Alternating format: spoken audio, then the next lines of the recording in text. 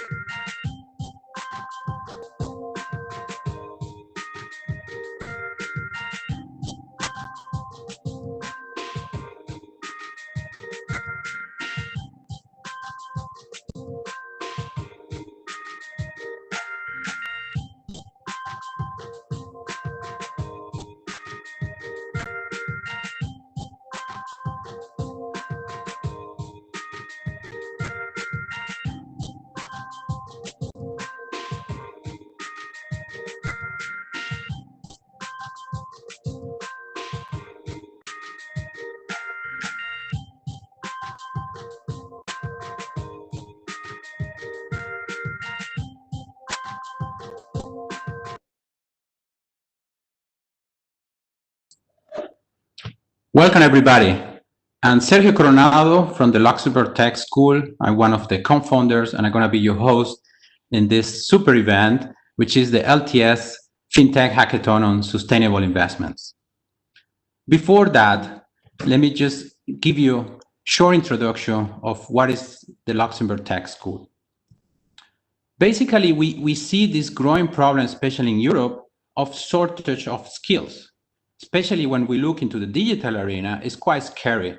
You see like 40% missing resources in cybersecurity, AI, robotics, or 47% on big data. It's quite bad for our economy. And this is very recent data for end of the 2018. If we look further deeply in where the problem comes from, why we don't have those skills, those resources, we see that even more scary figures that practically 7% of our students in the high school system are not learning coding, are not learning practically any tech. So then we are surprised why there is this huge gap. This is why we decided to create the Luxembourg Tech School here in Luxembourg to help those school students, those teenagers or young adults, as we call them, to learn how to use technology to solve business problems. We don't teach just coding. We're not a coding school. We try to teach them with a purpose, with a context.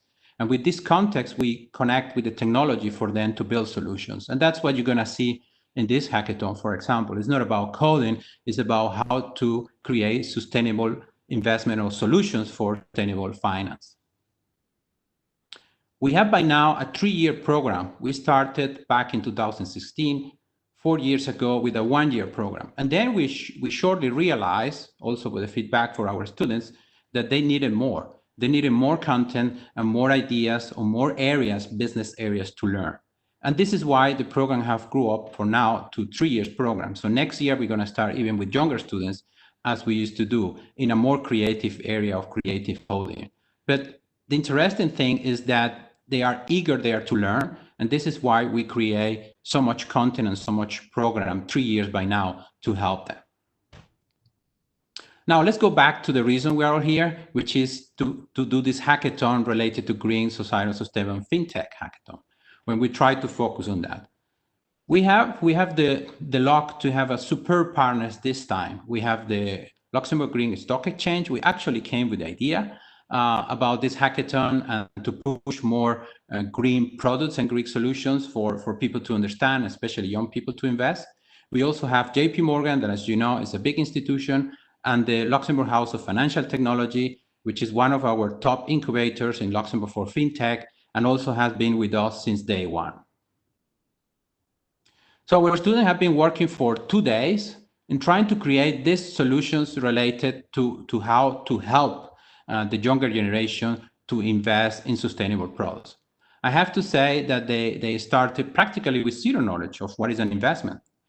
And during this process of the hackathon and in the preparation of the hackathon, they already have learned a lot. So for us, it's already a success. Of course, this part of the hackathon, when they're going to compete for prizes, is the conclusion to see which ones manage to get the top products.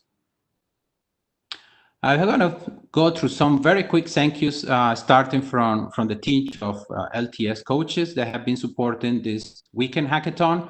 I'm not going to read the names, but you see the faces there. They're always smiling. We have different mentors supporting our students from the industry. The role of the mentor is very critical in this type of hackathon when we have younger people trying to build end user financial solutions. And they don't have the experience. So these mentors come in 2 different angles and help them to understand if the business idea they are creating makes sense, what are the potential barriers, and how they can concentrate in what is unique of the idea. And the second part are mentors on the presentation part, on the pitch. And they help them to make sure they're going to be able to transmit, to produce, and to convey the message on the idea they have been working during these 2 days. So thank you to all these mentors that come from the industry. We have 3 prizes on this hackathon. The number 3 is about 500 euros prize, and then second place is 900, and the first place is 1,600 euros. Of course, it's not about the money, what we are here. The money is just an incentive to compete. What we are here is to see what the teams, which we have 10 teams hacking during the weekend, came up, and which ones are the more interesting ideas, and the team that built those ideas. They're going to compete in a 3-minute pitch format, so it's quite short time to convey the message and to convince the jury. And then we're going to have a session of 2 minutes from jury's Q&A. So we're getting ready to start. So here is the first important part of the jury, which is the jury member. So we have also a unique jury put together with 5 people from the local market. All of them, as you see, are very relevant to this hackathon. Let me start introducing Claude Marx. So he's the general manager of the regulator entity in Luxembourg. Second one is Julie Becker, which is deputy CEO for the Luxembourg Stock Exchange, and actually the original person that came with the subject of the hackathon, and the person that created the Luxembourg Green Stock Exchange. So thank you, Julie, for coming forward and giving us all this green hackathon. And then we have Sue Freiser as a manager director on JP Morgan, which also going to bring the knowledge from the banking and the fund management industry. Then we have Nasir Zubairi, which is the CEO of the Loft and of the Luxembourg House of Financial Technology. And he's always bringing us a very critical eye on what our students are doing. And last but not least is Daniela Ragni, which is the director of the André Loche Fundación. And I also have to have the pleasure to announce that since March is also one of our top sponsors. So thank you to Daniela and to the André Loche Fundación to supporting us and LTS. So they have the challenge to make this evaluation, to select the 3 winners, basically. And they have to focus in 3 main areas: the idea, how good is the idea and how relevant, and what is the potential of the idea. Second one is the tech. I mean, how well is implemented, is appealing the solution they put together, whatever it is, a website or an app or a game. And the last but not least is how well they convey the message in the pitch and how they handle the Q&A questions. So this is the pitching order. We have 10 teams, and you see the numbers there are related to the team numbers. And with that, we are ready to start, and we move to the show time. So I need the first team to be ready, and I'm gonna stop my sharing screen to switch over to Dan and prepare the clocking time.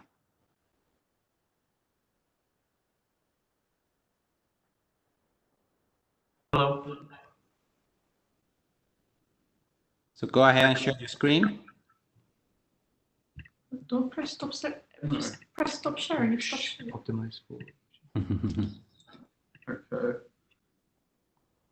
Out of it. Sergio, if I may just ask, this is Nasser. Is this Hoot?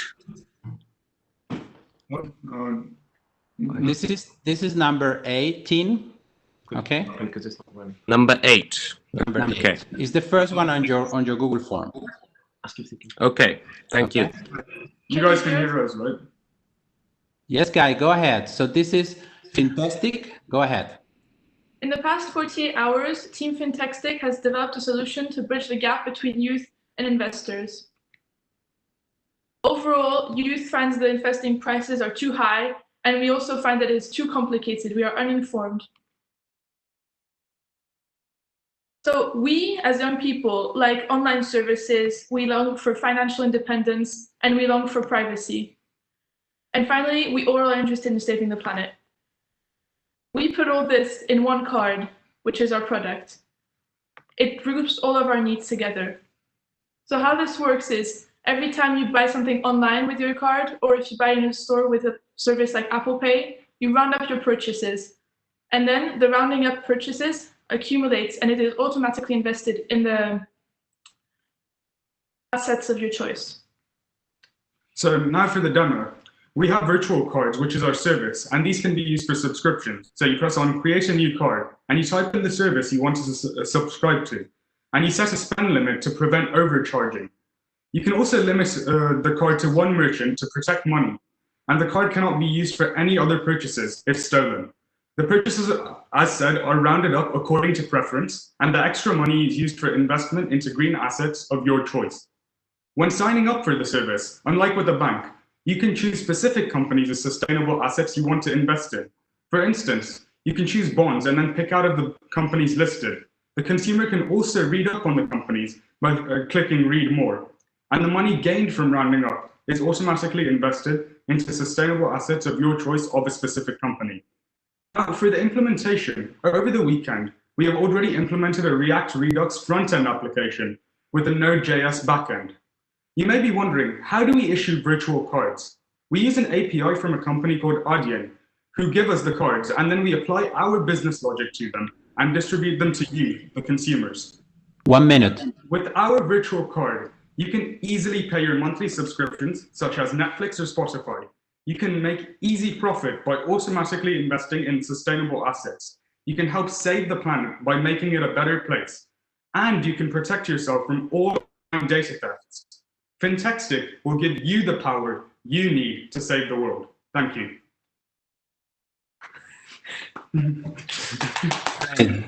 Well done, guys.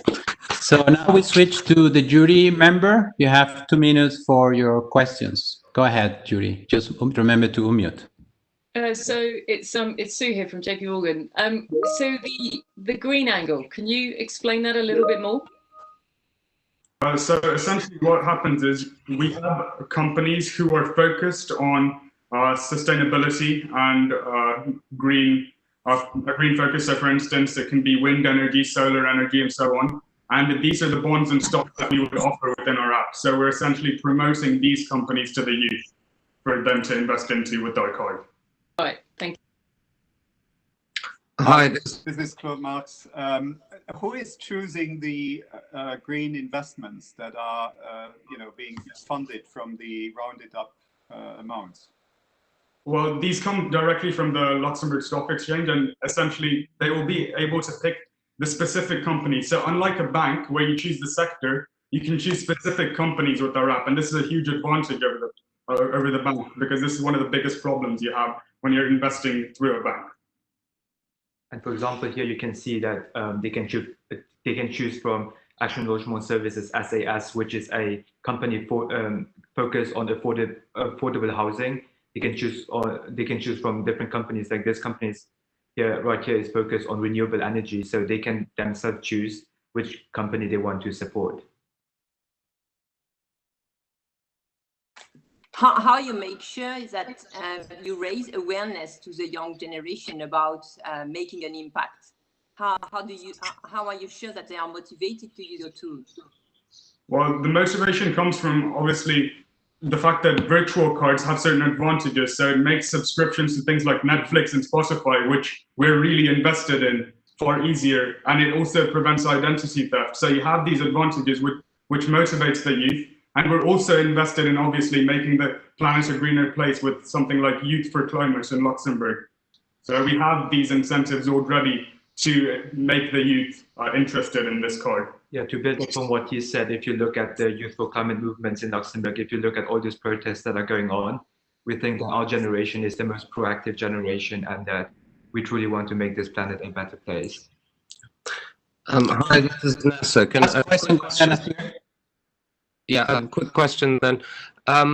Investing in stocks and green assets generally requires a decent sum of money. I mean, these things are not in pennies, they are in hundreds of euros, if not more, in terms of the fractional units. Have you looked into how you are going to facilitate it? If, for example, you're rounding up to the nearest $10 or 10 euros, you've only got small amounts of change. So how are you going to manage that investment process? Yeah, so essentially what would happen is if we take bonds, then we would have the money pulled in from different consumers who choose the same company, and we would buy those bonds, and then in the secondary market, and we would pay the fraction of interest that they actually invested. So if you invest €3 in that fraction of the bond, you would get interest back for those €3. So it would be a pooling concept. Okay, thank you. We're gonna switch now to the next team. Thank you to this team. With this, I give some couple of seconds to the jury to finish your entry while we're switching to the next team.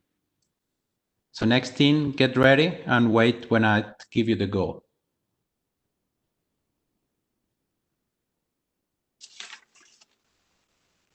So the jury, please try to use the Google form that you got in the link from me. With that, we will be fast on the scoring.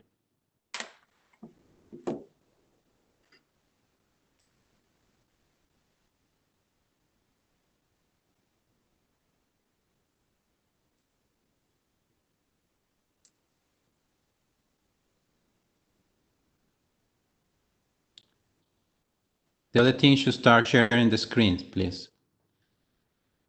So next team is team number 4, Invest IT. Get your slide ready and I'll give you the go in a minute.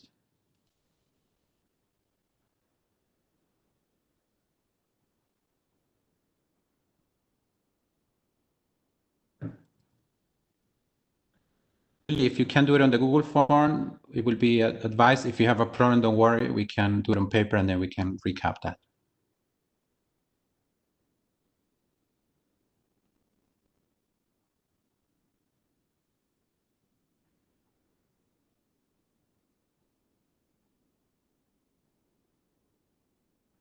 Okay, I suggest we start with the next team.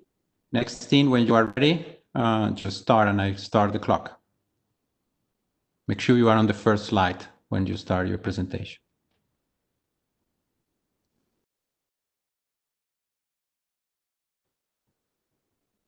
Go ahead, Ritin.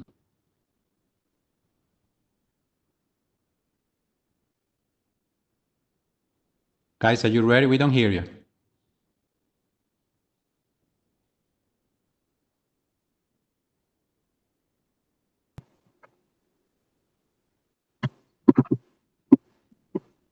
Many people want to invest in sustainable investments, but they need to know the credit risk.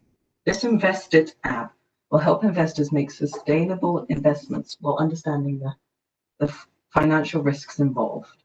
Aligning the sustainability of investments with financial returns is very difficult, as there is little transparency for ESG regulations. This app will solve that problem. Invested app gives an original score to align the sustainability of an investment with its possible financial return. This gives the investor an easy way to understand percentage with a visual traffic light system all in one place. Our idea was to create an app that made sustainable investing as easy as TripAdvisor or Trivago, which help you decide which hotel to choose.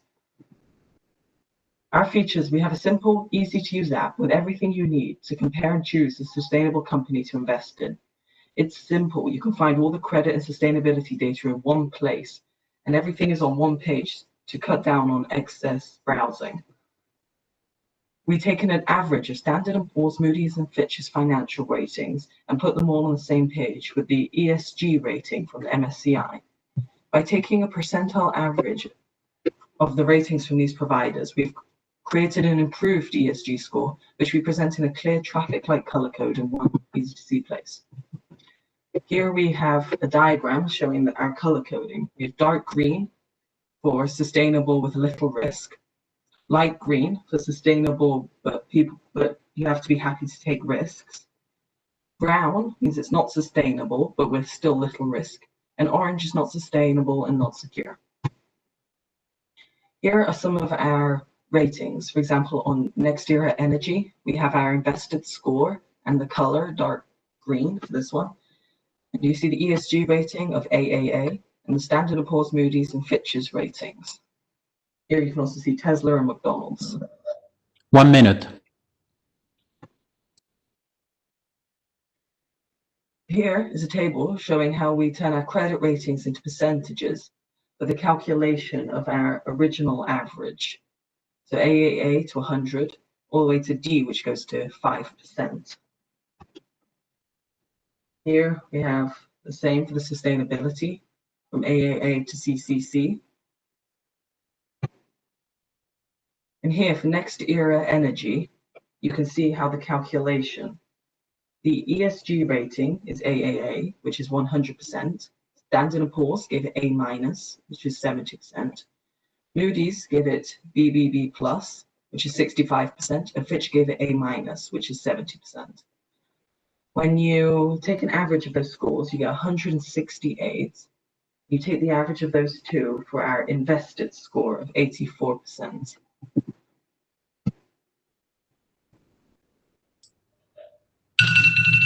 Thank you. Thank you. So now we turn to the jury for questions to this team. Go ahead, remember. Hi, it's Sue Fraser here from JP Morgan. Could you just explain a little bit of the tech behind your solution? So we've created an application, like a prototype application, that would run on your phone. And the idea is you'd be able to go through all the different companies and view their credit data. And one of the other things was one of the our aims, which we weren't able to complete because of because Thunkable wouldn't let us do this, but we wanted to create an investing system inside the app. But we have like a one that doesn't fully work, but it's there just to show it, how it could work. Okay, thank you. Hi, this is Claude. A question from my side. How are you going to get the data? And you mentioned the 3 main credit rating agencies, but on sustainable finance, there are many other benchmarks that are evaluating the sustainability of the investment. So how are you getting your input, your data? Our credit rating data, as you said, comes from those three companies. But for the ESG ratings, we take the ones from the MSCI, and we use their data, which we can, it's open to everyone, and we're using that data to help us. The idea of the app, though, isn't to provide our own rating. It's to show other people, to stop them from having to go through other companies, and it's all just in one place, so that you don't have to go everywhere trying to find data for like a few different companies.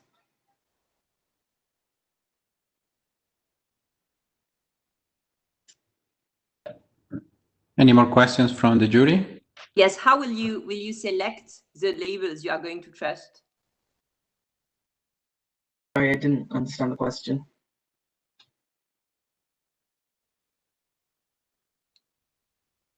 Could you please repeat your question?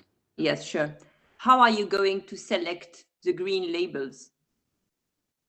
You mean the color scheme? Like No, the on green. which basis? How do you know that this is a labeling agency you would like to trust? You think that MSCI is a reference label or rating agency, or how will you select it? How are you sure that you are going to bring to the market and to these investors a reliable sources of labeling? I've tried looking into some of the different companies, and in my opinion, from what I could find, it looked like the MSCI was the most reliable. I might be wrong, but it's the best one I could find. Okay, thank you. So the time for the questions is over. We need to switch to the next team, which is team number 7, which is AgriInvest.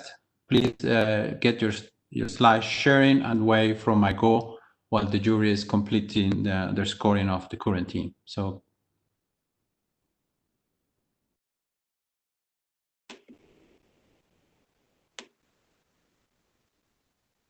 All right, so hello, ladies and gentlemen. Good afternoon. Wait. I said you wait for the go. Oh, sorry.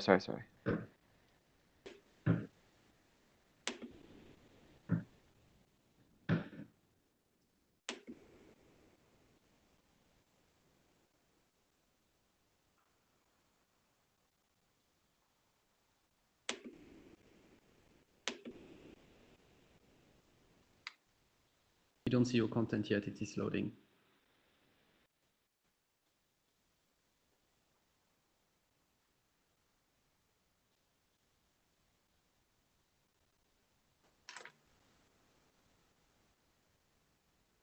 So we see a problem with your sharing screen. Ralph, what they should do? Try again or let someone else share the presentation. Stop the sharing and start it again because we don't see it. You can also start sharing while not in presentation mode.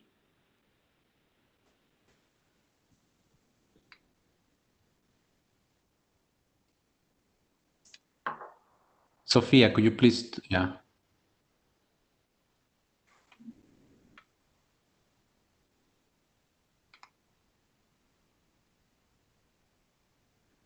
Oh.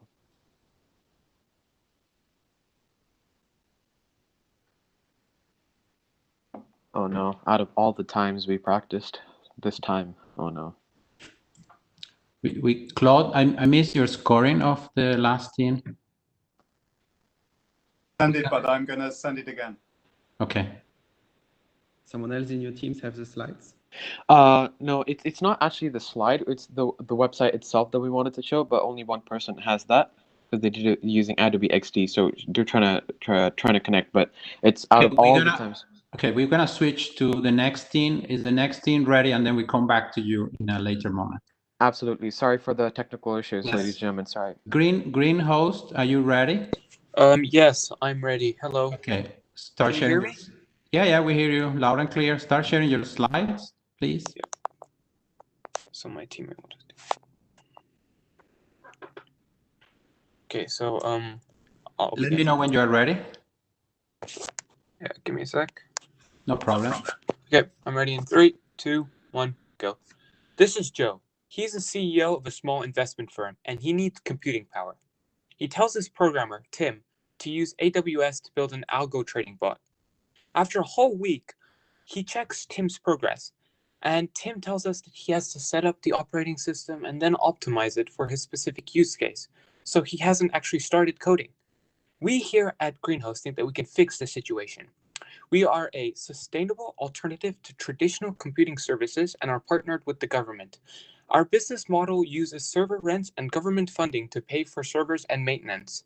We provide specifically optimized servers for financial and research applications, which use algo trading, machine learning, and AI. For example, we contact the clients and then they tell us that they would like to use AI. So we edit the server configurations accordingly, which saves them a lot of time and money and is especially useful for international competitions. We have implemented a green discount, which is meant to incentivize the user to become green. We do this by using audit firms, who using the life cycle assessment, which you can see on the PowerPoint, can assess how green a company is in 6 different factors, so we can offer discounts from 0 to 60%. And companies are repeatedly audited every 6 months to avoid greenwashing. So hopefully, companies become greener to get cheaper server power. We have implemented a carbon tax program as our servers use solar panels, batteries, and water cooling, which saves CO2 and is more efficient than other hosting companies. We can use our partnership with the government and we can provide each user with their own CO2 report for their tax declaration.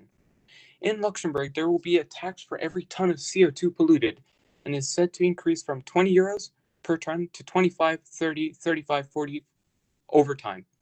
This will save our clients more and more money. For the client, we are cheaper thanks to our discounts and tax breaks. You can set up your projects faster and don't have to pay salaries for stupid optimization. And there's 1 no minute. need for expensive infrastructure such as a basement where you have to hold servers.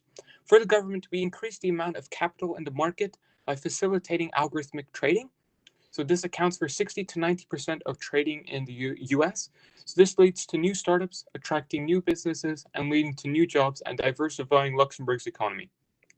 This generally established Luxembourg as a hub for green investment. For the environment, there's less CO2 as less people buy carbon-intensive servers and more companies go green. We made a quick prototype where we have a dashboard so our clients can see real information about the server, but in servers, the magic happens behind the scenes. We also have conducted an experiment where we built a quick server as one of us had an old unused computer. We have already made it so that we can use the computing power of the server, and we are confident that we can achieve more with more time with this server. Let's make companies green together. Thank you. Great, thank you guys. So now to the jury for questions. Yeah. Hi, this is Nasser. Couple of comments. I used to be an algo trader. It's a broad and interesting notion. The likelihood of anyone setting up an algo in Luxembourg because of its connectivity speed to the various stock exchanges around the world, milliseconds matter, is pretty low. But I think the notion overall of a sustainable server situation is quite interesting. Did you consider a couple of questions? So one is, how are you trading off internally your costs of providing discounts for green companies to use your servers relative to your core cost base? How are you accounting for that discount? So, the second question, yeah. if I just let me quickly add this one in. Did you consider maybe reversing the process, so rather than using water to cool down the servers, using high performance chips that can actually heat up the water and therefore heat up the building or buildings that the servers are contained in? Yeah, so I'll go through several questions. So firstly, when it comes to the costs, I think one thing is that we won't make it so that we lose money, but rather we save money by using our own energy, so we don't have to purchase expensive energy from the Luxembourgish grid. So that's one way we save money. And as well, we're going to use a very scalable model. So we don't buy a $2 million server when we have 0 clients, but we will start off with a small one and slowly expand. So we won't see a huge overrun in costs. And when it comes to water cooling, we were actually considering a system where we can use the hot water and we can sell it to a neighboring town, or we can somehow connect it for showers or something. So this was our intention behind this, but we can definitely consider your idea.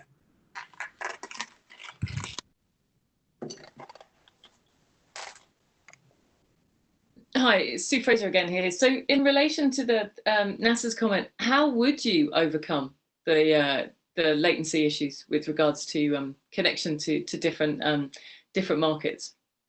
Well, actually, one thing was that we aren't aiming to, target algorithmic traders that want to trade on the New York Stock Exchange. This is not what we're trying to do. But rather, what we're trying to do is try to do algorithmic trading here in Europe, at least. Because you see, Luxembourg is quite centrally placed in Europe, and we believe that at this point we don't have such a huge latency issue. Okay, one final question from the jury, if any. This is Claude. How is the initial funding going to be secured? Because I see this as a quite sophisticated and expensive setup. Initial funding, well, the thing is like I said earlier, we're going to be scaling up. So we're not going to buy a $2 million server at the very beginning. We're definitely going to slowly scale up and build more and more when we have, more clients and more money coming in from the server rent, of course. So there won't be, like $200 million worth of servers, with 0 clients. Yeah.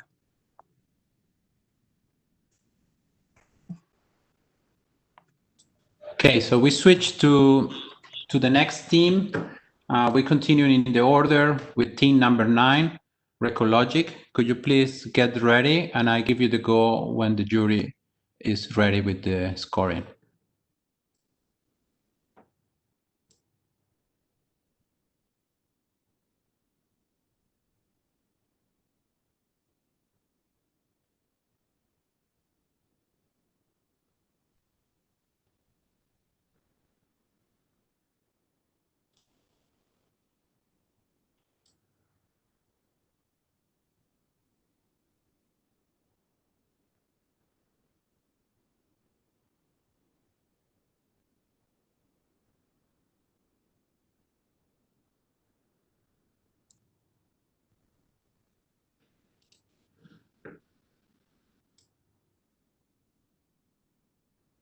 Okay, whenever you want, you're ready to go.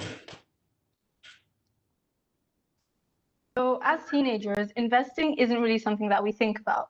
To us, it just seems like something we do when we're 40 and financially stable, because there's simply no one there to tell us that investing can be beneficial at any stage of our lives, and that investing earlier will yield results earlier. So why not start as soon as possible, right? We want to make this common knowledge for the younger generations by having a very strong social media presence and organizing Instagram live sessions with experts on green bonds to educate and make information more accessible. Throughout social media, we would introduce our app, Bondi, where they can apply their new knowledge and start making money quickly, easily, and by having fun. In the app, you can discover different ecological causes you want to support and decide to invest money in, like, for example, a forest resilience bond, aiming to prevent wildfires and protect our forests against climate change. Other users will also invest in projects, and when enough money has been raised through collaborative investments to buy a bond, each contributor to that bond will receive an adorable little bonsai tree in their garden, which represents the bond, hence our name. And as the project develops and more money is contributed, the bonsai tree will grow and it'll bloom. And as it grows and matures, it will drop leaves. And when clicked on, they'll reveal a pop-up with a certain real-life reward for the user. For example, in this case, a 1-month free subscription to Velo. Because one of the biggest problems for young people with investing is that you have to be patient and you have to wait until you start turning a profit. This way, they can enjoy the benefits of their investments both in the short term and in the long term, which incentivizes them to start investing now. To supply the real life rewards, we'd probably work with sponsors in exchange for advertisements for their green enterprises, or we can finance them through ad revenue, as sponsors will want to work with us due to our green and environmentally friendly image. So essentially, the more users we have, the more popular our app will be. So the more the green company will want to collaborate with us and the more rewards we can hand out. Then when the user's investments turn profitable, the bonsai tree will grow fruits, which can be collected and exchanged for interest payments in forms of real money. 1 minute. By investing in more projects, you can expand your garden and receive more short-term rewards, and also collect new types of fruits, all while supporting sustainable causes that you care about. As young people ourselves, we find this cute, easily understandable, and unique gamification of the development of the project in which we choose to invest in, like through the growing trees, fun and satisfying. And there are also past examples that prove that gamification works, for example, Fortune City, which combined both accounting and the city simulator. So this way, we'll be making investing fun, easy, and all around more appealing and accessible to the younger generation. And furthermore, we've also implemented a functioning thunkable prototype. So join us with Bondi, Fruitful Investing. Great, thank you. So jury members, questions to the team? So you've talked about the gamification of investment. What's the thinking in terms of linking back to different fund managers or investment companies?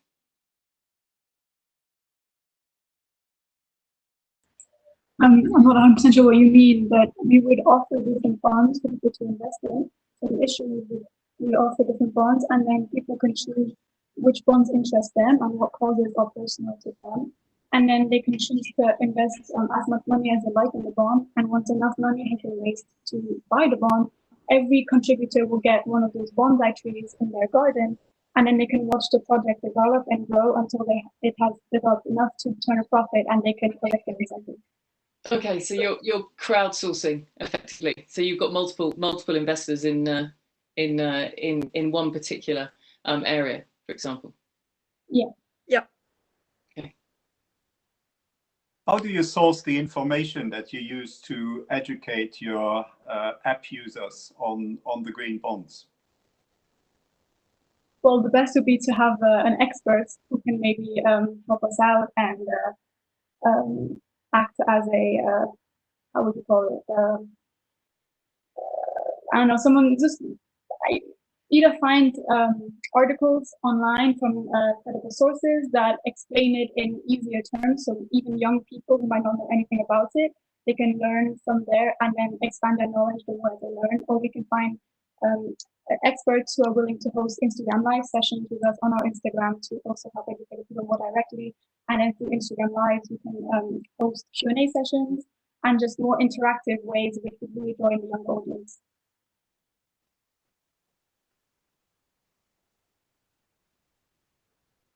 One more question from the jury, if any. Great, thank you. While the jury is grading your pitch, we move to the next team, which is Change for Change. Team number 6, please share your screen and wait for Michael. As I just wanted to say, so before... Wait, we have to wait. The jury is working now. Sorry.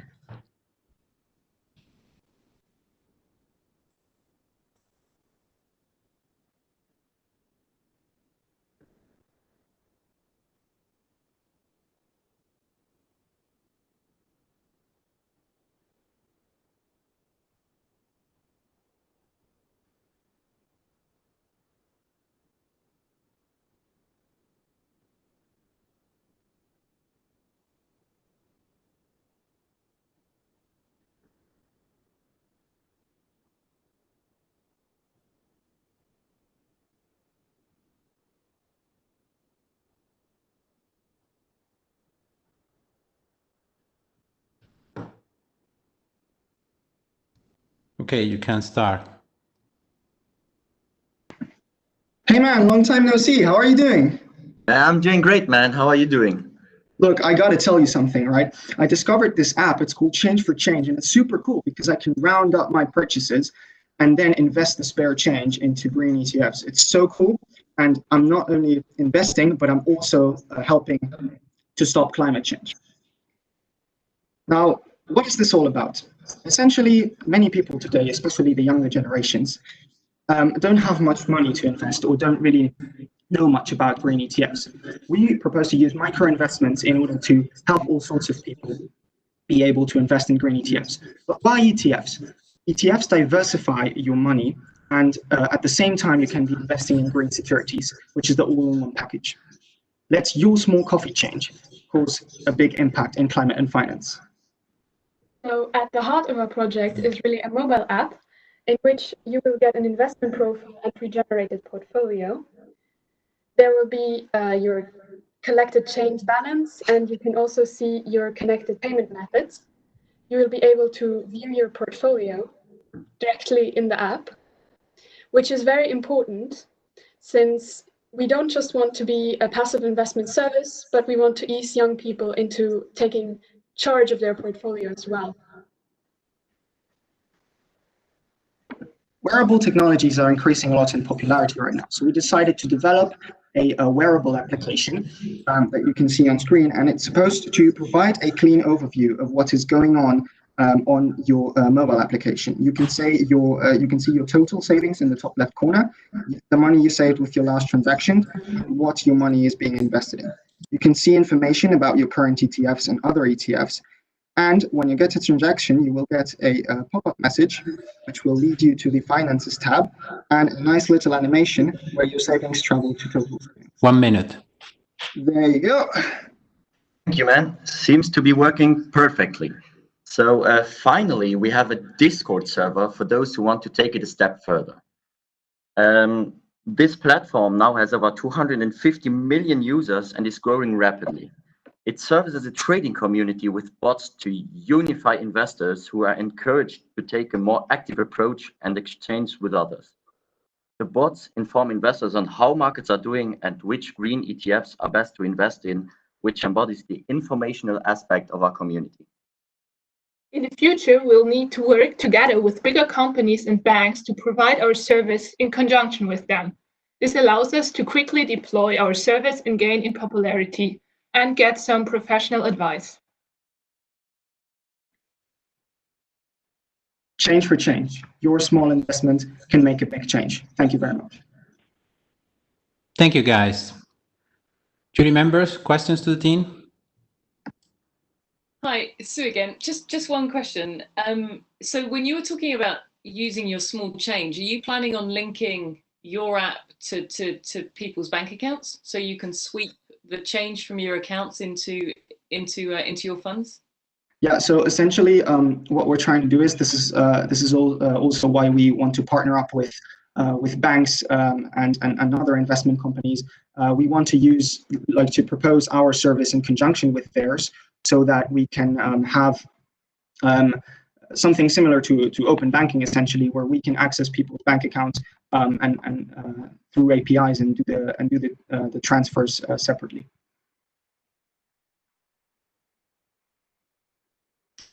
Thank you. Thank you, Julie from LGX. What kind of ETF will you choose, and why not green bonds? Okay, so essentially, as mentioned in my explanation, we want to focus specifically on green ETFs, meaning ETFs that will diversify your money as much as possible into green bonds as well.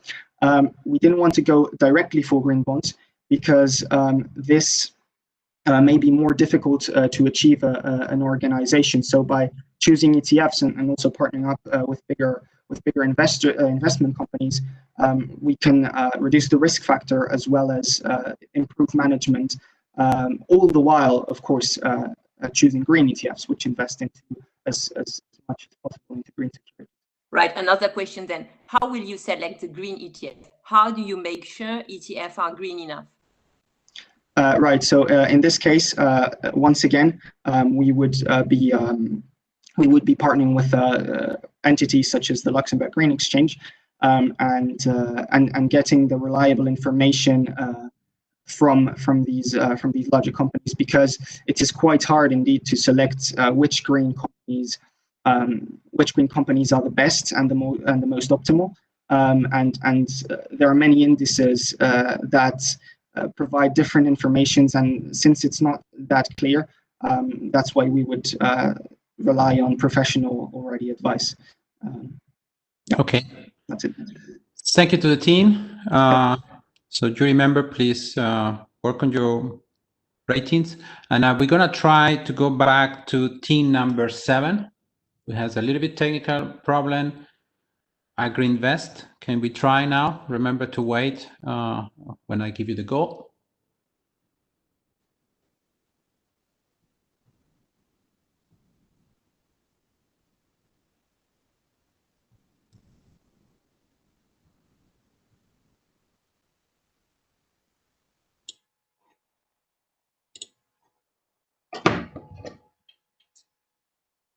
We can see it.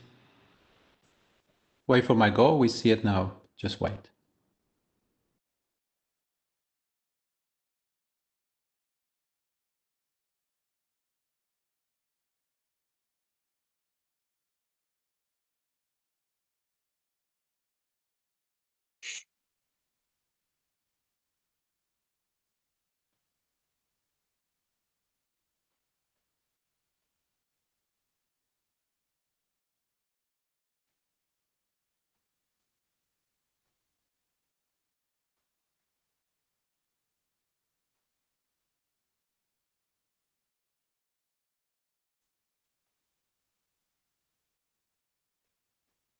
Daniela, is your rating ready?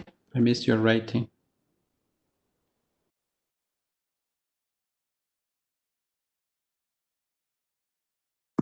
I will do it again. I was sure it was the number 6. I will do it again. Okay. Yes. Okay. Sorry. No problem.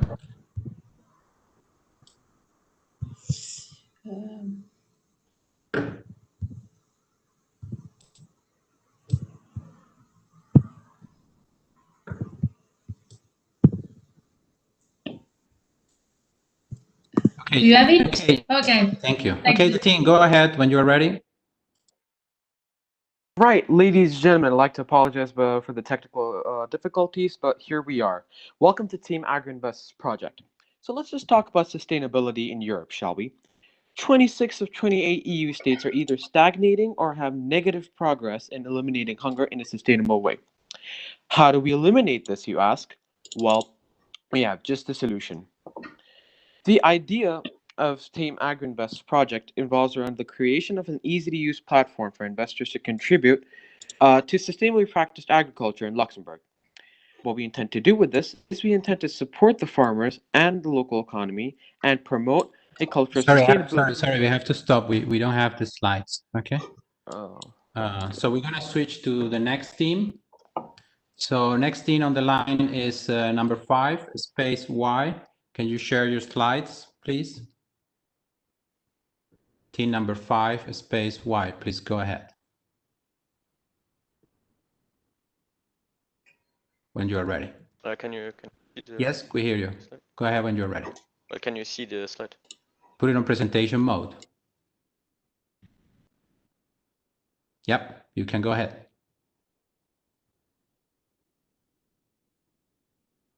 So we're now with team number 5, space Y. Team number 5. You ready to go, guys?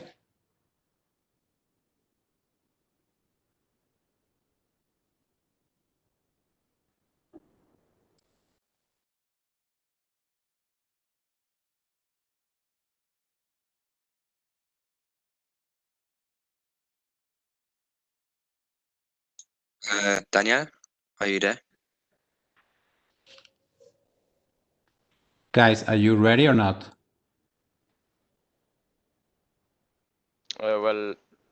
We should be ready, but the one who should be presenting isn't responding.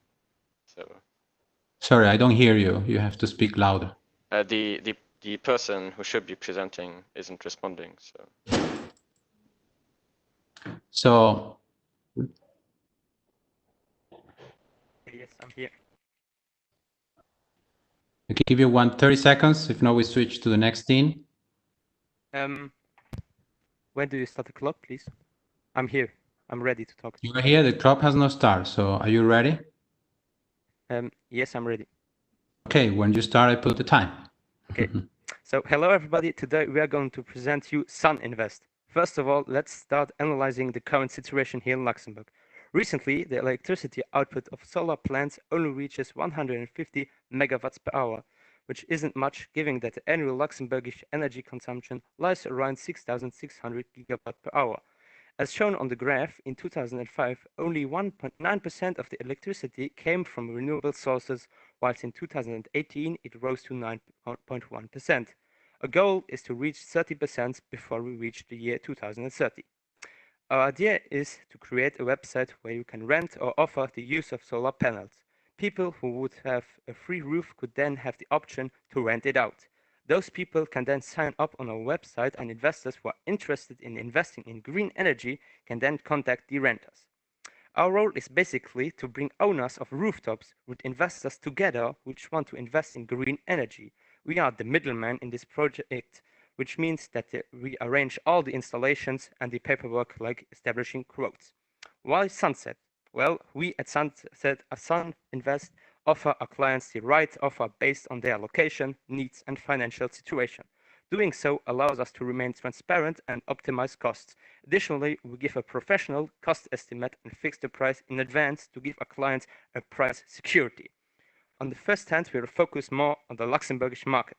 As said before, we would like to set a goal to 30%, which means that there is a considerable growing potential for green energy sources like solar plants here in Luxembourg. Later on, we would like to continue to grow our business internationally and to off-grid communities. By providing such regions with green energy, we would profit from the enormous potential these emerging countries have. The more space the roof has, the more profitable it would be. If big companies also install solar panels, they can reduce their electrical bills. Private households can eliminate them given that they are gaining money with low effort. This is called 1 minute. passive investment. The use of solar panels provides renewable energy and is a physical hedge against rising energy costs. This also makes our project reliable and climate friendly in contrast to most other forms of energy. So here we have a little sneak peek of our prototype. We used Thunkable to create it. As you see, users will be led to a page where they can choose from either being an investor or renting their roof. If the user chooses the first option, he will be shown available projects from which he can then again choose. After that, further details will pop up, like for example, the name of the owner, the location, and the electricity production. The investor has to give information so we can contact him. The second option for our customers is to rent their roof. Here again, the user has to fill in a form. Thank you. Great, thank you. Just on time. Do you remember questions to the team? Yeah, it's Sue here. So what's in it for the investor versus the renter? What's the thinking behind that? The investor gets basically the money that is produced by the solar panels. So when the solar panel produces the money, it's sold to the grid, and then the investors get the money that is that comes from the solar energy. The owner gets rent, so monthly rent from the investors, so that they can keep the solar panels on the roof. So we separate the owner, the flow from the money flow from the solar panels from the owner. So they only get the money from the investors, and the investors get the money from the solar panels. Okay, thank you.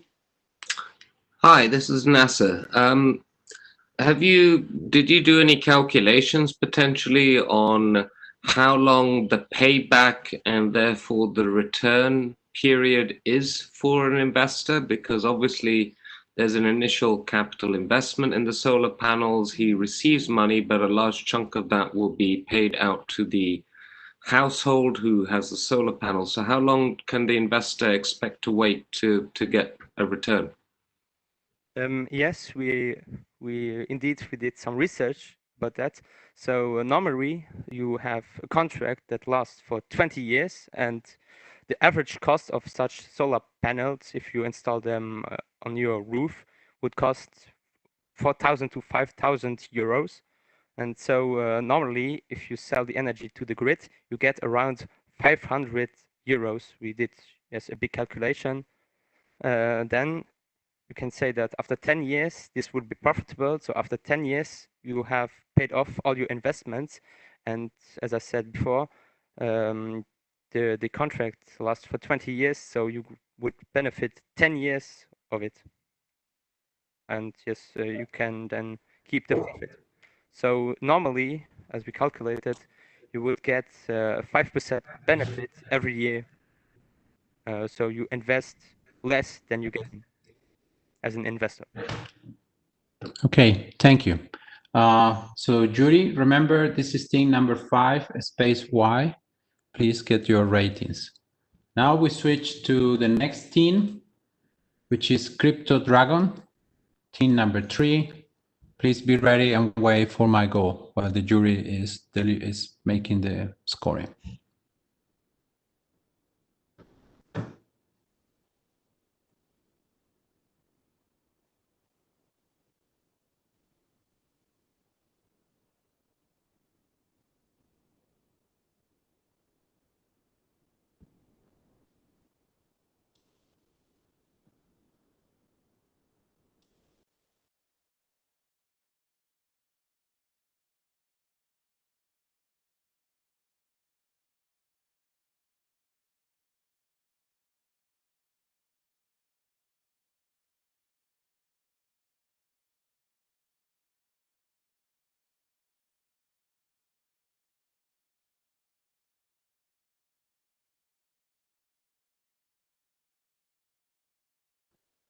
Okay, guys, if you're ready, you can start.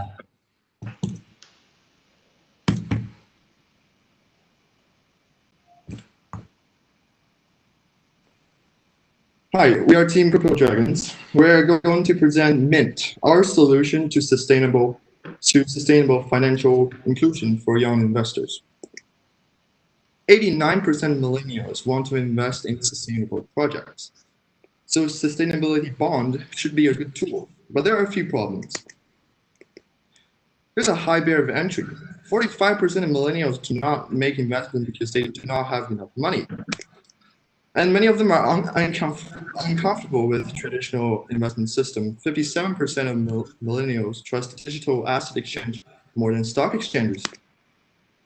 Their large interest in digital assets, 90% of millennial crypto traders would invest more in digital asset if offered by traditional financial institutions.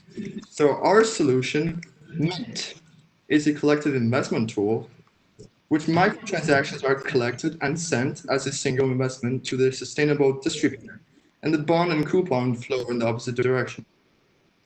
If we stick with Euro, there are lots of small bank transactions every time when they invest.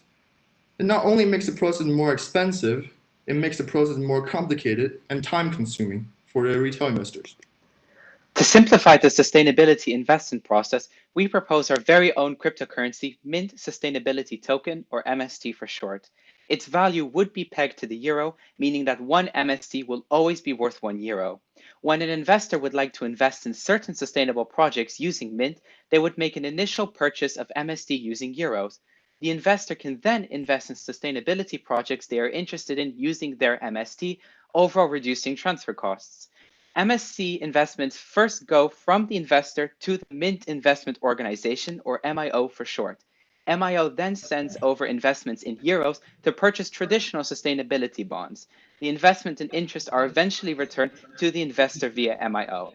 Now we'd like to talk about our app development. We coded and developed our very own cryptocurrency, MST, which is now an officially listed cryptocurrency and can be transacted and stored.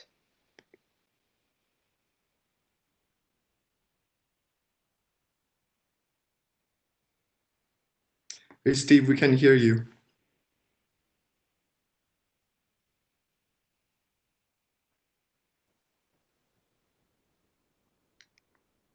Here.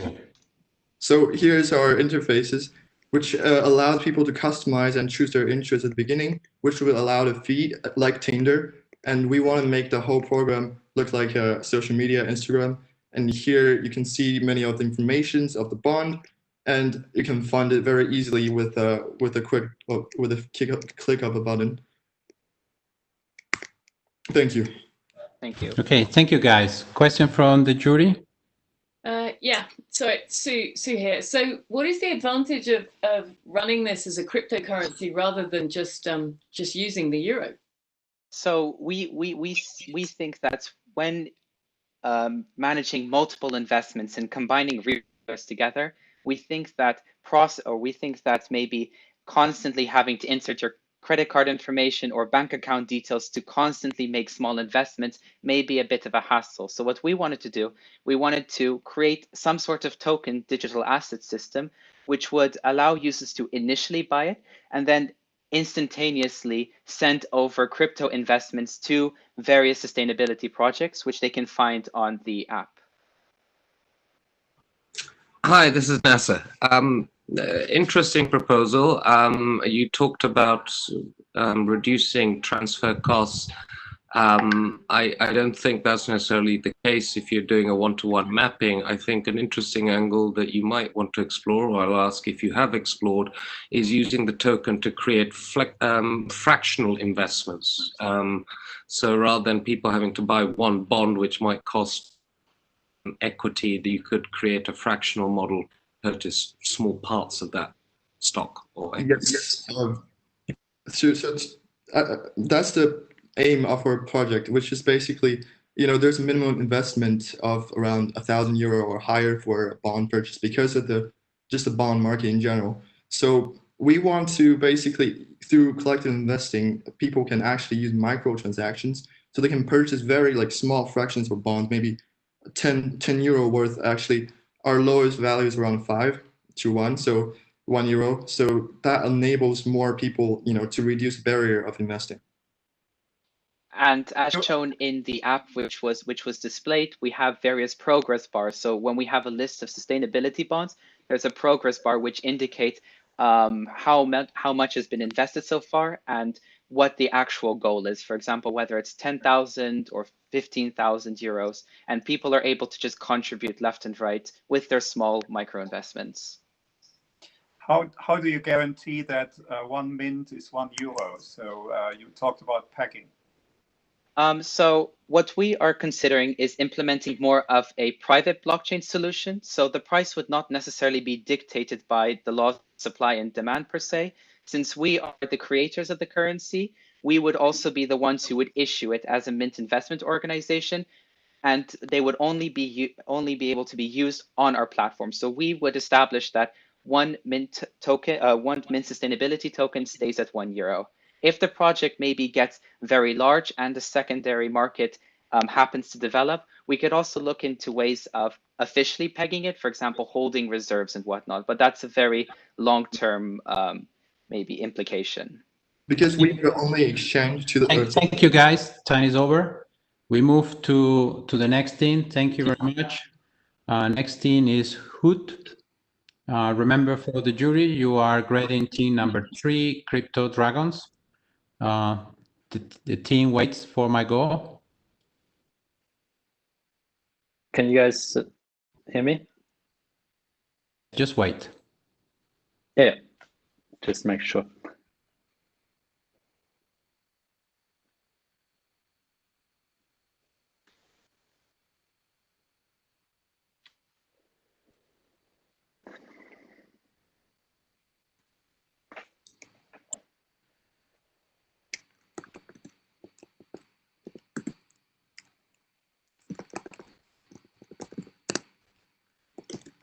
Hey guys, we are ready to go. So when you are ready, just go. So we're Hoot, a community-driven and socially responsible investment platform. This should be a familiar sight to all of you. It's how we currently invest. We rely on banks, brokers, or investment platforms to act as middlemen when investing on the stock market. It is possible to buy green stocks, but with limited availability. Also, if you want to finance a project for, let's say, local solar paneling, you have to take a loan from the bank. Now, you might ask, what exactly is the problem here? Well, the problem is that the current model is not accessible to everyone. Hurdles include high transaction fees, limited investment advice, and no opportunity to make an observable difference. With our social investment platform, Hoot, we intend on fixing this. Through our platform, investors will have the opportunity not only to invest in listed companies, but also to engage with their community and make a difference through financing local environmental projects. In addition to this, investors decide what their investment is used for. So if, for example, Google wants to put up solar panels on their data centers, the investment will only be used to finance this specific project. So what exactly is our platform going to look like? Our primary goal is to support new customers through addressing the barriers to investment. We'll do this by reducing transaction costs through bulk buying of shares. And we also want to create a strong investor community so investors can find support in their peers whenever they need it. While competitors either produce their own investment information or don't provide any at all, we want to our community to provide the information in order to have multiple sources. We will merely moderate the contributions. In the future, we will implement a fully integrated community forum and chat, but for now, we'll use a third-party application such as Discord or Slack. Last but definitely not least, we will generate revenue not through added transaction fees, but rather as a percentage of our users' profits. This will actually encourage our users to make wise investments. Now, we'll give you a quick view of the prototype.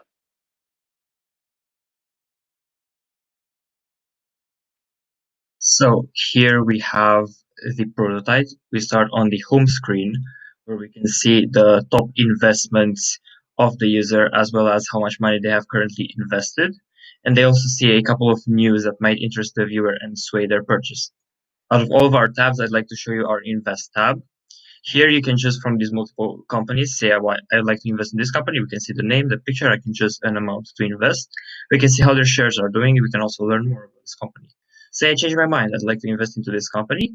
I'm going to invest €5. Click invest, and we are back. I can also choose to search for another company using these multiple parameters. Thank you.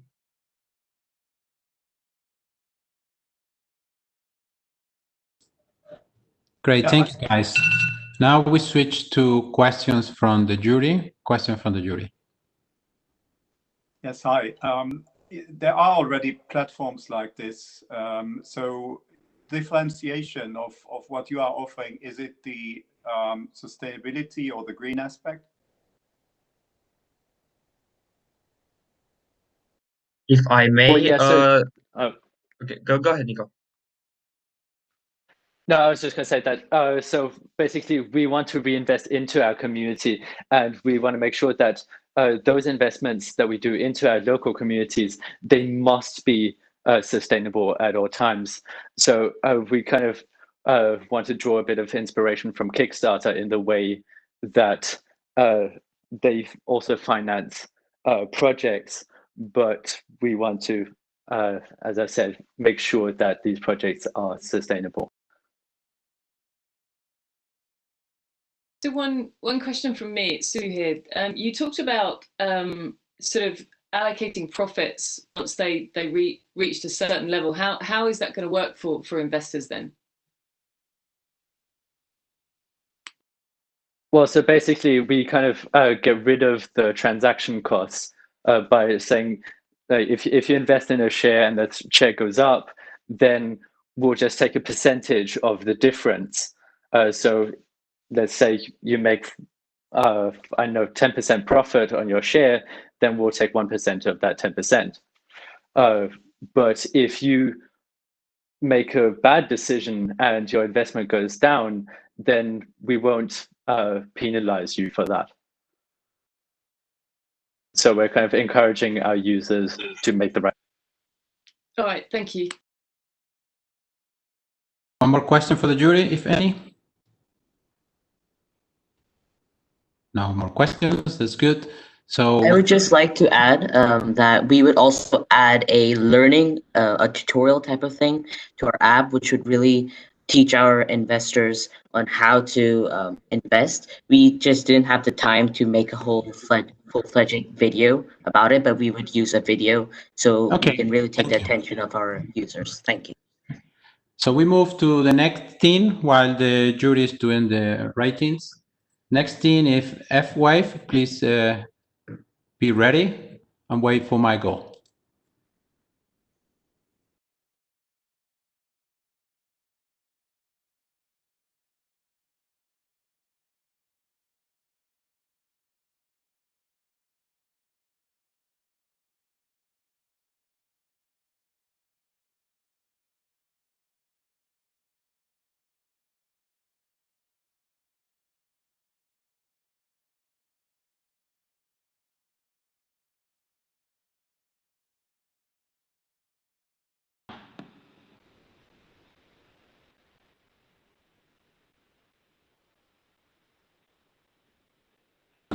Okay. Lucas, your slide, the screen is gray. Screen is gray. Is it still gray? No, it's good now. Okay, great. Thank you. Now it's gray. You should stay on the slides.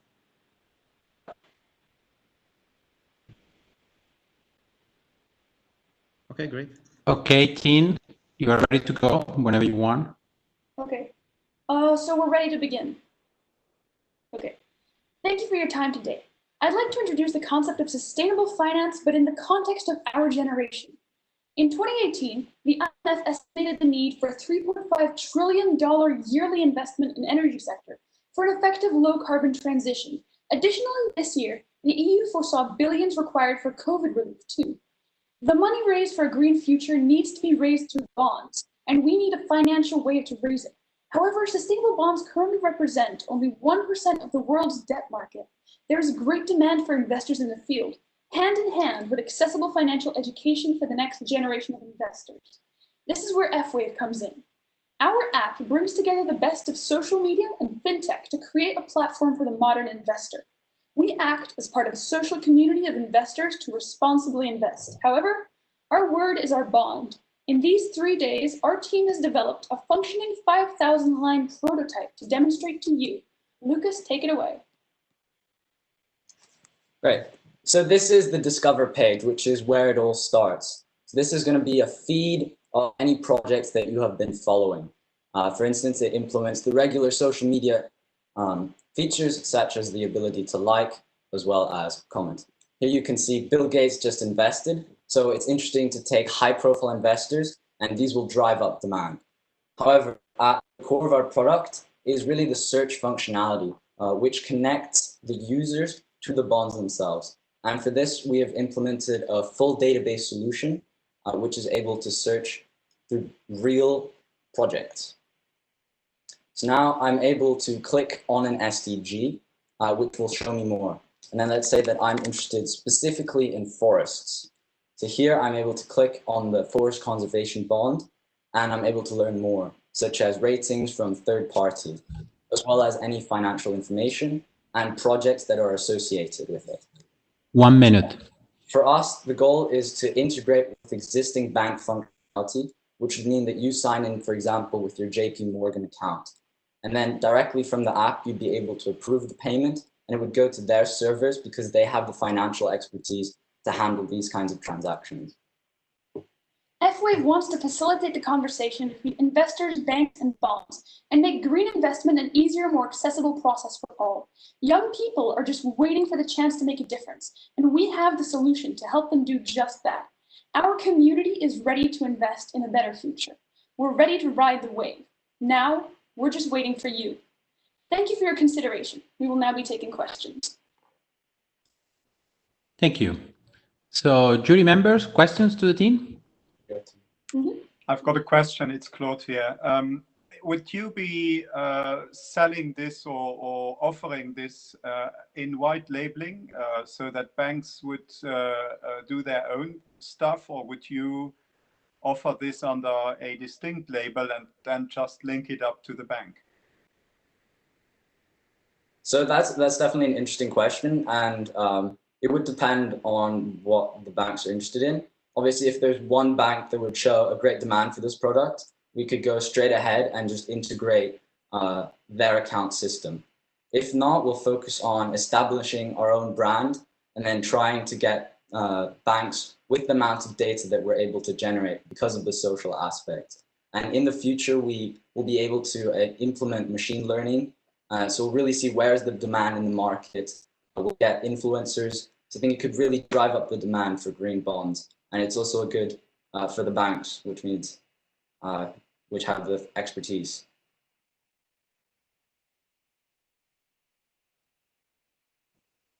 More questions from the jury?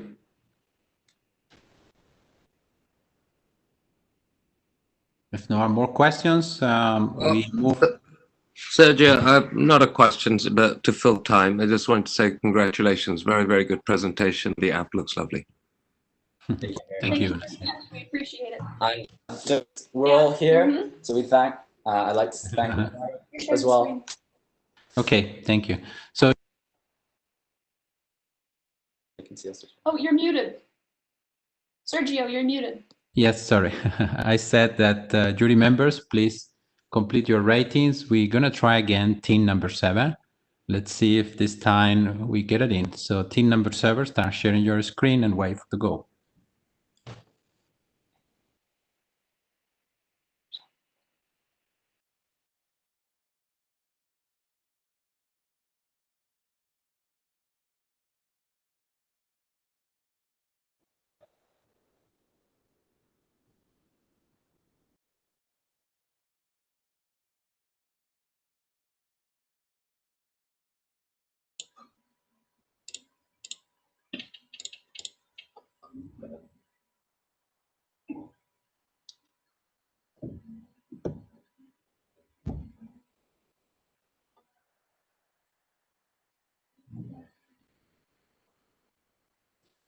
Okay, guys, I think it's going to work. Then go ahead. Take your time to start, but let's see. Okay, first of all, good afternoon, ladies and gentlemen. I would like to apologize for all the technical difficulties and the inconveniences. WebEx is being very hard to deal with today, unfortunately, out of all the times that we practiced. But luckily, we have it, and let's just hope nothing goes wrong. And here we go. So welcome to Team AgriInvest's project, and I'd like to start by talking about sustainability in the European Union. So 26 out of 28 EU states are either stagnating or have negative progress in eliminating hunger in a sustainable way. How do we fix that, you ask? Well, we have just the solution. Our idea involves the creation of an easy-to-use platform for investors to contribute to sustainably practiced agriculture in Luxembourg. And what we intend to do with this is we want to support the farmers and the local economy and local foods and promote the culture of sustainability amongst the youth. We've also created a mobile app to get the youth interested in sustainable investing. So, let's sign up. You can join either as a farmer or an investor, but I'll show you the farmer side of our platform first. Here, farmers can select options that will make them more discoverable to investors who match their interests. For example, here we can choose vegetables and community-centered farming. And here's the homepage for a farmer. They can customize their homepage using edit mode. And they have an inbox to notify them of investor inquiries and notifications. As for the rest of the page, there's a detailed description, current and past projects, and company information. Going back to current projects, here's an example. And this is where the business model comes in. What is our business model? Well, local farmers can set up a profile on our platform and are then rated and verified by an independent third-party enterprise, EcoVadis. Once they're verified, they're able to apply for loans in various factors of production and can be funded by individual investors on our website. So we've taken inspiration from GoFundMe. The farmer repays the respective people back with interest or certain amounts of free produce from the farms, such as free milk or eggs. We have a comment section on the right, as you can see, and this is where you can check the responses of the investors on that particular investment, thus placing more trust into the project from the investor's point of view. And on top of that, we believe this will change the traditional supply chain, which comprises of the consumer, producer, and the well-known distributor being the middleman. Through this, we allow the consumers to directly engage with the farmers without there being a major distributor as the middleman. And then we can log out. So, now for the investor side. Here's an example of an investor's homepage on our platform. You can see this is investors' sustainability interest, as well as an overview of all their investments. On the side here, a feed for relevant notifications. There's also a strategy page to help new investors get started, as you can see here. The Discover page helps investors find farms that match their interest. For example, let's see Tara's page. This page is from the investor side, where they can use the relevant information to get in contact with the farm or to invest in one of Tara's current projects. In conclusion, we believe that this project can create a sense of community around sustainable agriculture and can not only raise awareness, but also increase visibility for everyone and help local farmers grow. Thank you for listening to our idea. And thank you so much for your attention, ladies and gentlemen. Have a great day ahead. Great, thank you. Just under 3 minutes. Questions from the jury? Hi, it's Sue here, and well done on getting the technology to work. It was a very impressive presentation. So ultimately, does the investor negotiate with the farmer on the terms of the deal, or is AgriInvest essentially going to set those terms? So AgriInvest is going to set those terms there because what we want to do is we want to help farmers, or we don't want to get negotiations in this process. AgriInvest will set certain guidelines for, or they will cap investments. For example, you can only ask for a maximum of 50,000 euros on our website. And then investors will also follow their certain guidelines that you can only invest a maximum of 400 or 500 euros per person. So I would have a follow-up question on Sue's question, which is, how is the investor then getting paid? Is that going straight from the farmer to, or straight from the project or the farmer to the investor, or is that going through a middleman or organization? So basically, it isn't going to go through a middleman, or like we would be the middleman, but we would not really carry out the role of a traditional middleman. It will be just a direct communication between the investor and the farmer pays them back through they repay the amount and on top of that they have the interest. Or they can choose to pay them through free produce from their farms. For example, if you produce milk, fresh milk, cow milk that's farmed sustainably, you could also offer that. Okay, I can give you milk and eggs in a certain amount of time, and for a certain amount of days, and that's how we plan on doing it. We're making it really informal this time. Great, thank you for the team. And so congratulations to all the 10 teams that managed to finish the day and finish the pitch, including some tech support. I know some coaches has been lost some years trying to help you, especially the last team. I know Gary was sweating trying to help them to make sure the tech works. So thank you for that. Now I'm going to hand over to Sarah, who's going to continue with the program while I'm switching to a different private channel with the jury members. So jury member, please go back to our meeting room. If you don't find it, it's on the email I sent it before, and we see there together. So Sarah, over to you. Thank you, Sergio. Well, I first like to congratulate all students. You did an amazing job, really. I mean, I spent the last 2 days with you, and you achieved so many things. I mean, some of the projects looked like you were working for weeks on this, and you only spent 2 days. So that's really impressive and very well done, I have to say. So as Sergio mentioned, we want to give everyone like a little break. You can take a deep breath because you presented everything so well. And well, yeah, you can also have like a glass of water or just like relax a little bit before the tension rises again.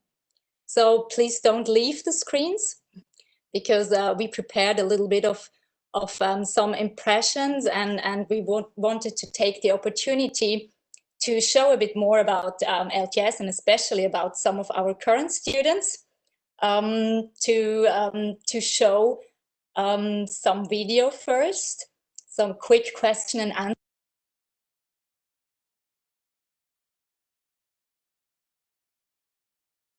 Sarah, you're muted. You unmuted me, Ross. No, I just want to say have fun with a quick video. It's a quick question and answer type video, and you see some of our current students answering this. And afterwards, we will be back live with some, again, some questions and impressions and feelings of our hackathon participants. So have fun and see you later.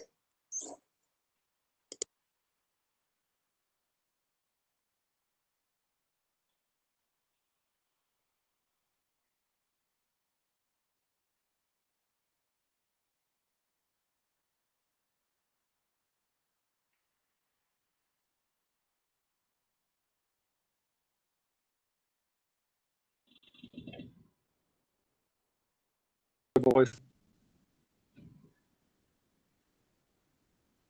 I cannot hear. Yeah, there's no sound.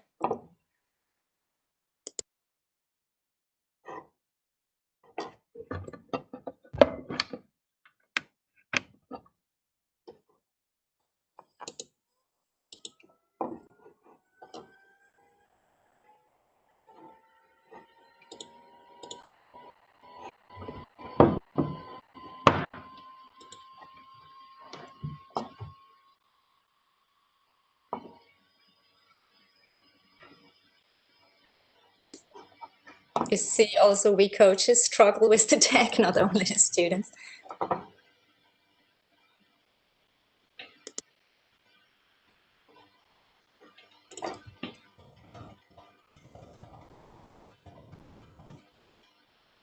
going to try once more.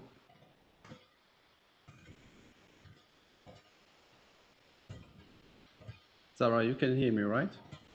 Yes. Okay, thank you. Because I get no feedback, so it's No. difficult. So please just confirm that you see something. Sound is good. Okay.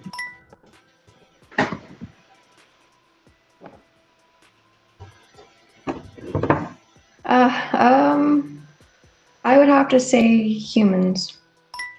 I think I'm biased when I say humans, but I do think that I prefer humans, yeah. Because humans, we can make robots, but I'm not sure robots can connect with humans. Robots are pretty cool because we can create them, but humans are more miraculous, I think. I like to think of myself kind of as a dreamer, so humans would have to be the option for me because of all the species that could have evolved, humans were the ones that happened to. And it's kind of amazing what we've achieved so far, and most of it has been up to luck, really.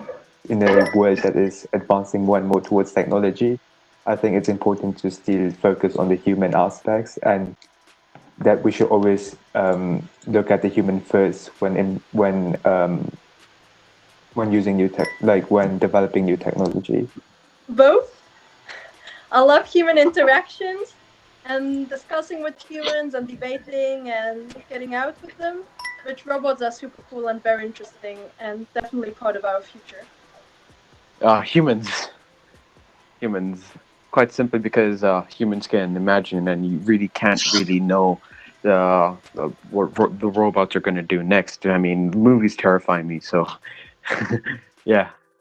I mean, there's all this discussion with artificial intelligence and whatnot, but I still think that with humans and for the time to come, that humans will remain to have this advantage of, I would say, just being able to make, maybe not always rational, but they're able to make decisions by themselves, and we're able to interact and be tremendously social, because that's where our roots are, where we originate from very social primates.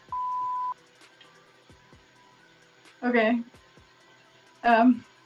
I would pick Netflix because I think with Netflix you can just binge watch anything you want whenever you want, and they have a lot of good selections now, and they're also getting shows that are also on TV.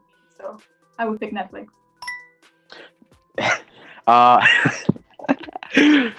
has to be Netflix. It has to be Netflix. TV has become boring. Almost every single TV show is coming to Netflix, and even Netflix originals are pretty good. So I find Netflix to be quite the time pass for me. On Netflix, you can choose whatever show you want to watch whenever you want to watch it, and you're not fixed by some times. TV, because Netflix, there's a lot of good stuff on Netflix, but a lot of classic TV has more quality and value. Netflix and TV. I love watching TV with my grandma, to be honest. But Netflix like super cool because you have like such a variety of choices of documentaries, of film, of series. So yeah, both. Although Netflix is extremely popular, I still think that there's significant value in TV. So I would have to say TV, just because of it acting as an opportunity for family to get together and for us not to be very individual in terms of media consumption. Yeah, but I love kind of, like the old-fashioned way, because like my grandma doesn't know Netflix, and she won't be interested like in all those new series and documentaries. But like watching like TV with her is like super cool, and then we talk and so on. But Netflix for sure is like the new thing and next generation. So that's what I watch with my friends, and TV with my grandma.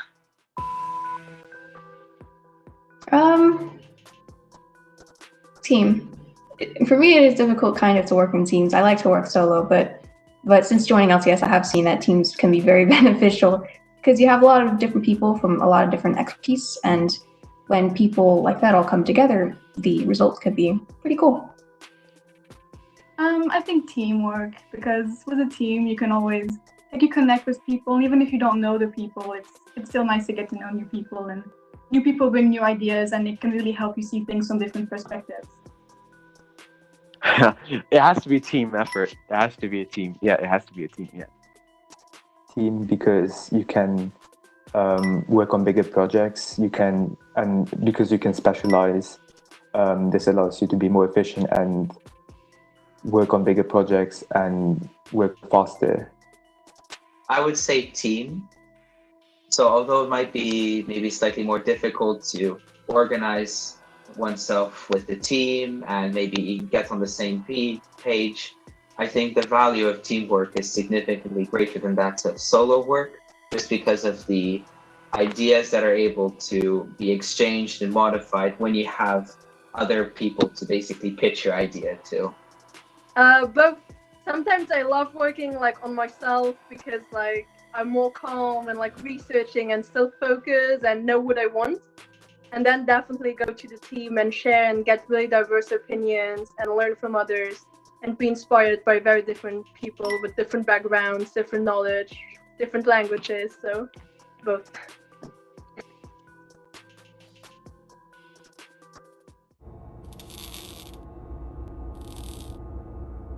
That was part one. We had more than 150 snippets of answers. So we're going to do part 2, part 3, and probably part 4, publishing it on YouTube over the few next days. So that's a premiere right there for you guys.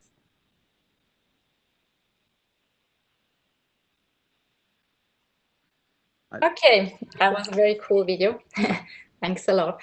Now we switch to some live questions and answers to some of our students that agreed to be present now and also to speak, because I know you're all nervous, right?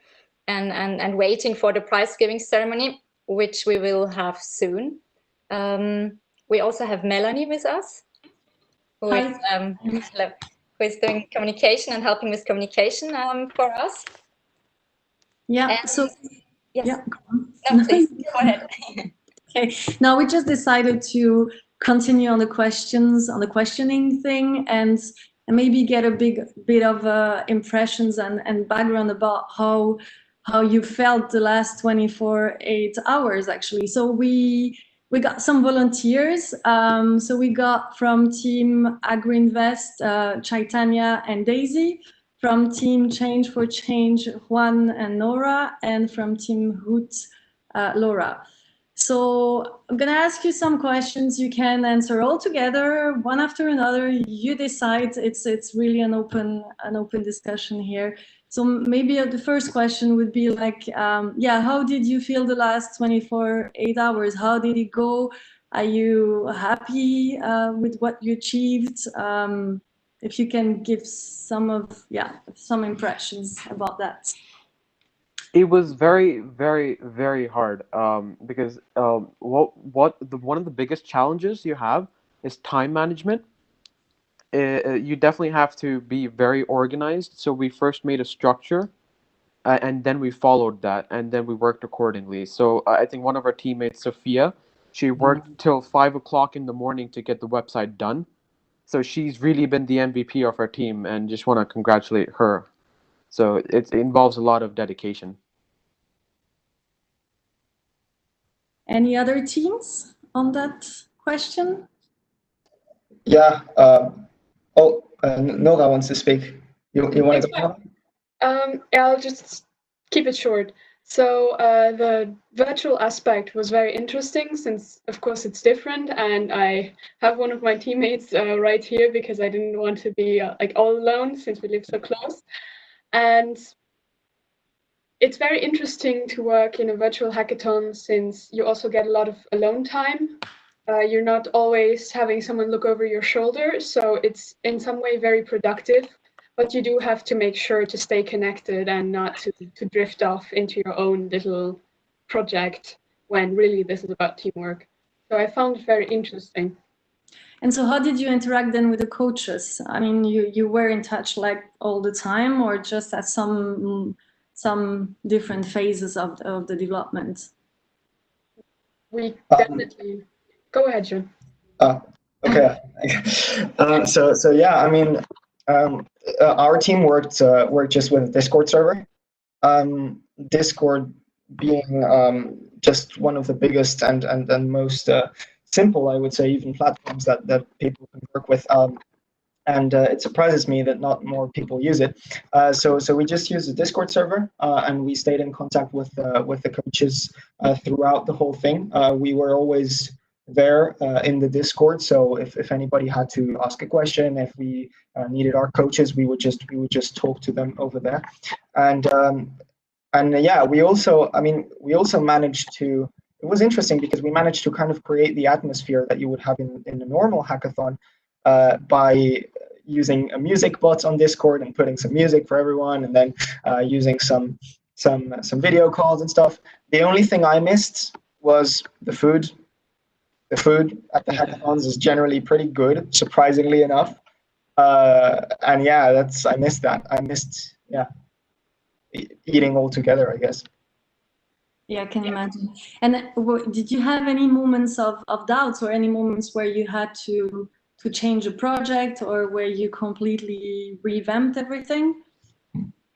Yeah, we had that, but at the beginning we were sorting the idea. So we went with one idea, then we changed back to the other idea, then we went back to the first one, and then we changed back. So we had this moment, but we managed to do it quite well, I think, and we had a great team, and I'm proud of it, and also of the results. And the moving from one idea to another and the changes, did it come from, I don't know, from your other teammates, from your coaches, or from trying out?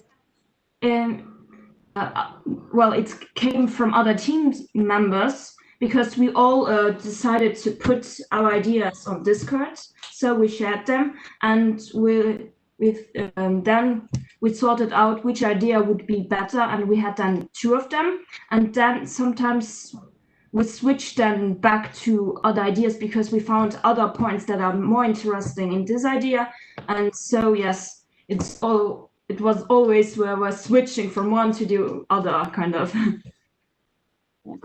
I think that's part of the hackathon process anyway. So what did you think about the pitch, about the reaction of the jury and everything? Is it for me personally or for the others? Take that one.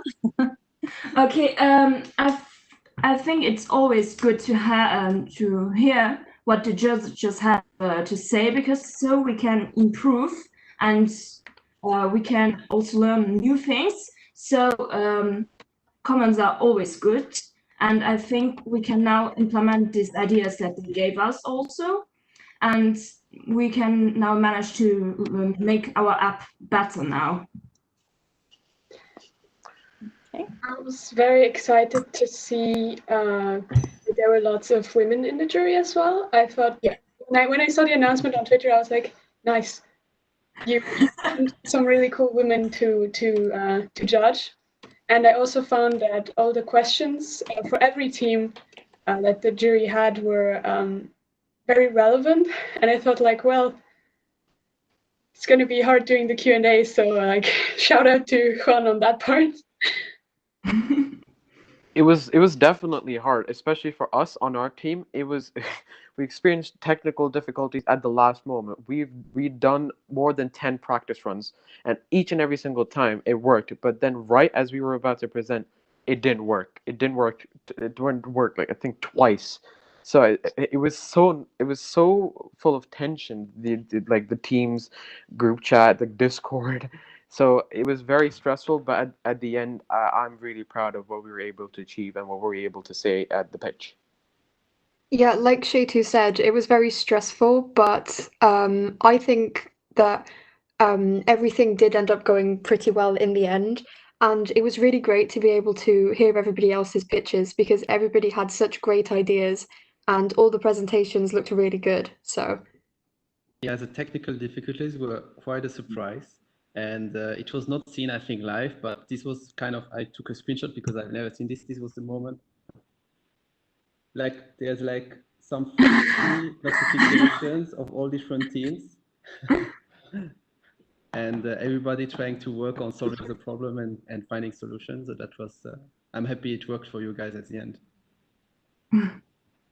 I was gonna say I kind of missed the physical thing, because to me, like I generally I like to pitch, and during my pitch involve the jury and involve the people present, because you always leave a better impression and a bigger impact if the jury gets kind of involved, you know, and they I don't know, maybe integrating a little bit of a small joke or some sort of stuff to release the pressure, right?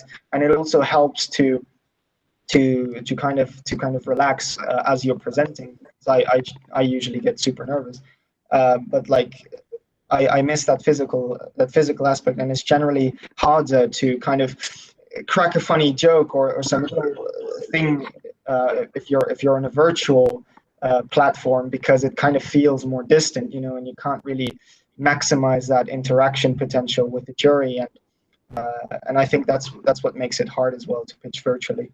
And definitely the reduction to 3 minutes was challenging for sure, because it leaves you much less room to really explain your project, and you have to select the 2 or 3 things that are unique, that are very special about the project, and that are relevant to say, because you can't lose time by saying stuff that's not relevant, and I think that makes it hard as well.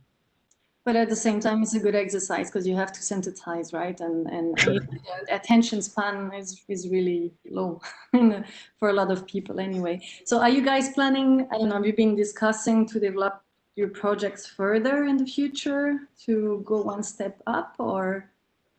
I mean, for our product, I personally, I'm currently involved in like 4 projects, and each of them is like an individual. I recently did a youth entrepreneurship challenge, which is also creating a product to curb plastic consumption, right, on the worldwide scale, and we developed a product there, and apparently we're encouraged now to talk to investors and kind of make a business, and now we have the hackathons, and if we get the opportunity to develop that, then it's also, you know, more and more charged. So but I think specifically what we did and what everybody did, I think every single idea had a worth and an application in the real world, and a huge potential to change the world of finance and investing and making stuff more sustainable.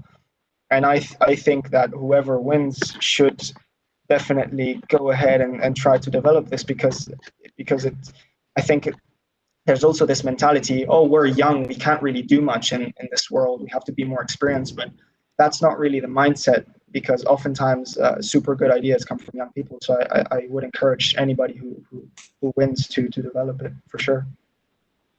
Yeah, I also want to say, even if there's not 10 startups coming out of this hackathon, which would be, it's very, very unlikely that all 10 teams or even the majority of teams will pursue their idea and in a more serious or professional manner. But I think all of us are now more aware of investing, of the terminology of finance, and I think everyone's going to keep learning in that regard. At least I can speak for myself. This is really interesting, and it's really sparked a need to know more beyond this hackathon as well. So in that regard, I think many of us will pursue this further.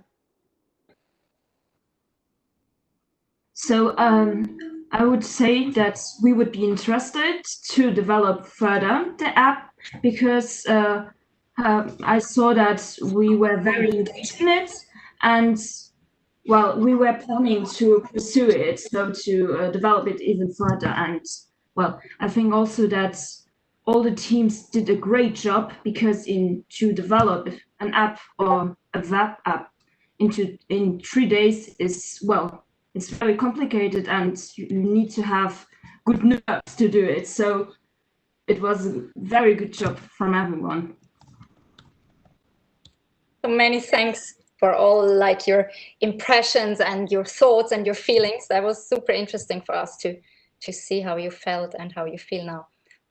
But we see now that the jury is back, and I think Sergio is also back. So Is that right? Sergio, you're here? Yes, I'm back.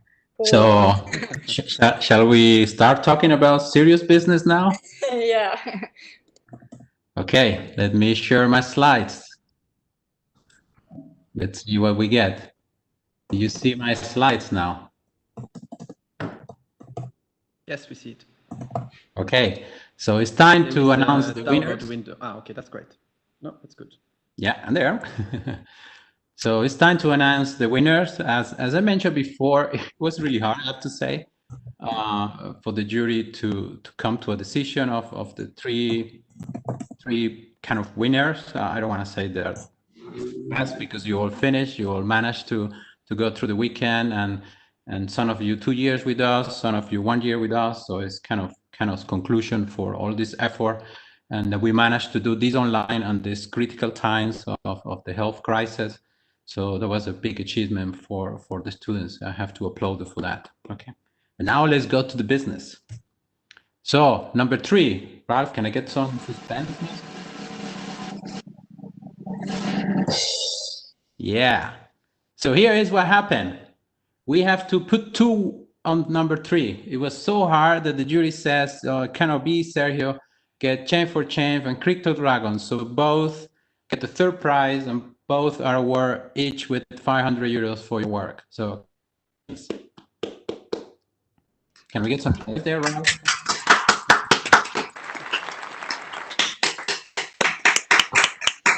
Congratulations. Okay, let's move to the next one. So number 2.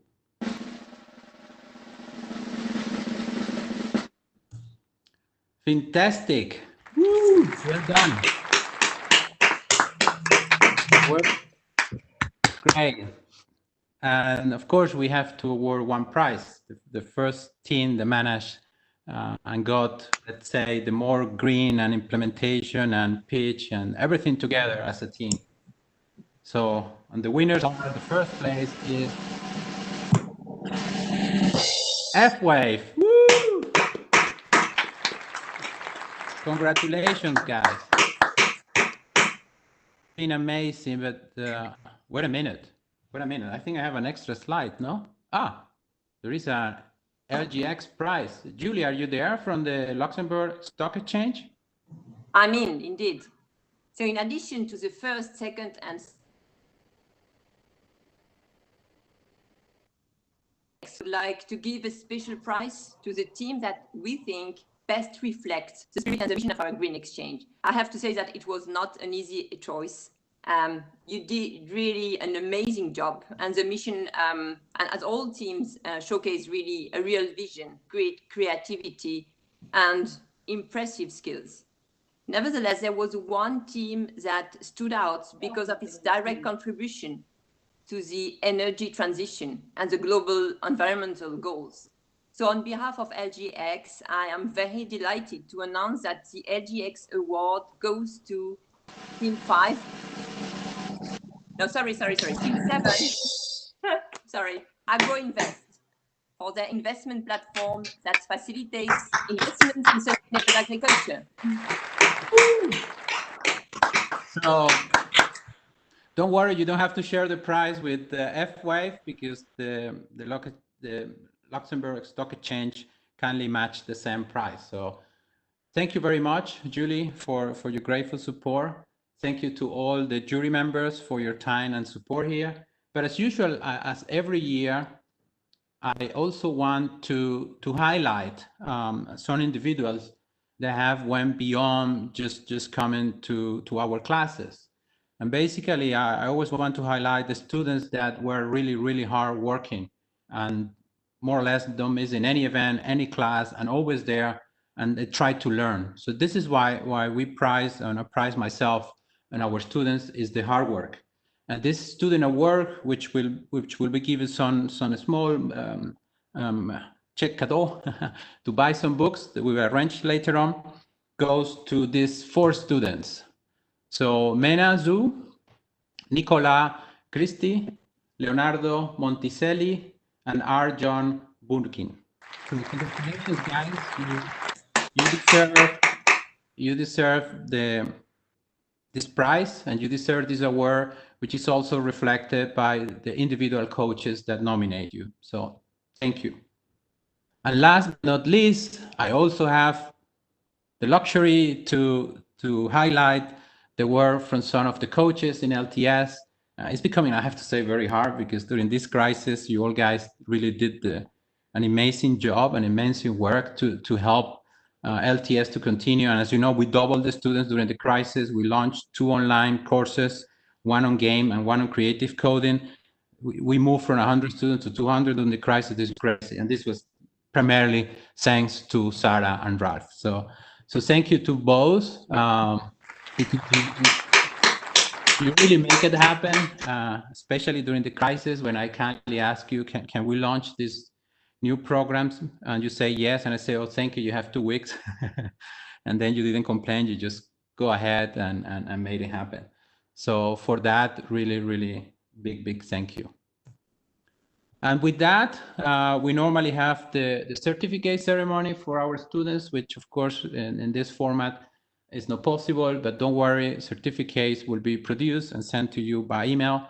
So don't worry for that, we will take care. This is a picture of last year on the FinTech Hackathon, so you can recognize some of the second year students on this picture.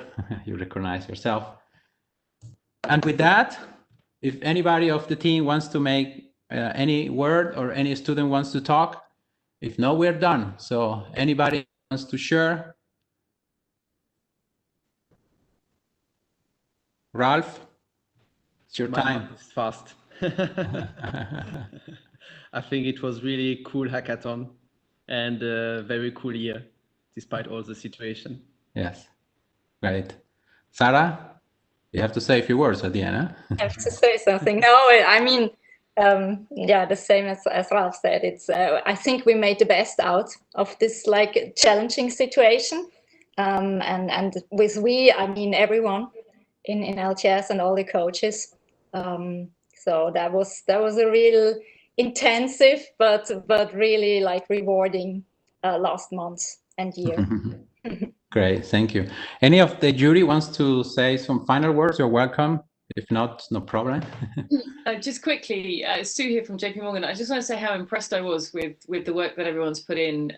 You know, we run and attend lots of these types of events, and the quality of the presentation was excellent, the creativity, and also the time that you focused in on the technical solution as well. So really, really well done. It was exceptional. So, and I've enjoyed it immensely. So thank you for inviting me, and I hope you'll invite me along next year.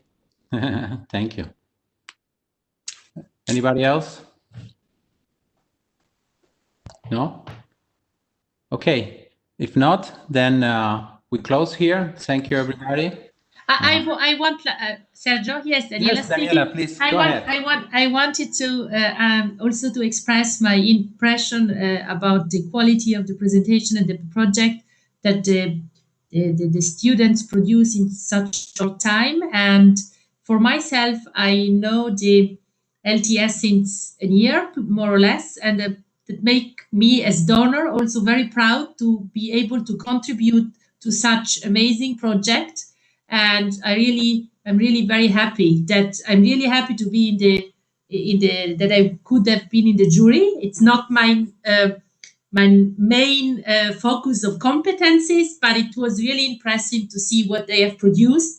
And I'm really very happy that André Loche Foundation could contribute. And I hope we will build a lot of other projects together. Yeah, thank you. Yeah, thank you, Daniela, yourself, of course, for your commitment to support our great work, I would say, and of course for the André Loche Foundation to support us. This is grateful. I know that people help there, like Claude Marx in the background and in the foreground. Sergio, I just one word from my side. I think that you know, investing is very complicated, and I know a little bit about this. And sustainable finance is also not an easy topic. And what the teams have managed to do in the short period of time is just impressive. And the developments that they made actually were very mature. You don't always see that in hackathons. I had the pleasure to be in a number of those juries, and really the some of the stuff that we saw this time was really of great quality. And so on a complicated topic, having done this, congratulations to, I should say, the 10 teams. I can only echo what Daniela and Claude just said, because honestly, for their age, the teams are doing a hell of a job. And some presentations, I have to say, look even more professional than what I have seen from real companies recently. So really, congratulations. It's a huge job, amazing job. Yes. Great. So just some final words from my side, if you all allow me. I think the 10 teens can further think about what they want to do with their work. As usual, and open to support your projects, guys. You just have to come as a team back to me or to Sarah or to any of the coaches, and we try to see how we can support your projects. As you know, we're doing this with other teams at the moment. We have a specific program which is called Learning to Work, when we offer student jobs on your project. Okay, so feel free, any of the 10 teams, to come back to us, and we will be happy to see what format we can put together to help you to do that. Okay, the only thing I have to highlight, that should not be your priority, should be your second priority after your classes in the school, of course. Okay, so with that, I'm happy to close the session, and wish you that you take some time to rest during the vacation, of course. This has been a very special year. We know the crisis is not over, but we also see that we can continue, the life can continue and work. It's possible to continue if we're a little bit inventive and take positive advantage of the tech. So, and this is part of the future I expect you to build for us. When I became an older person, I hope that you have built nice solutions from my health or my finances to keep me going as I get older. With that, thank you very much, and see you, the ones that continue with us back in September, October on the second year. Welcome new students, and the ones that want to do project with us, also looking forward to see you there. Okay, with that, thank you very much. Bye-bye. Thank you. Bye. Thank you, Sergio. Thank you for all the great work, inspiring for the new generation. Thank you. Bye-bye. Bye. Well done, Sergio. Bye. Well done, everyone. Thank you. Care. Bye. Bye-bye. Bye. Bye. Bye. Bye. Bye. Bye. Bye.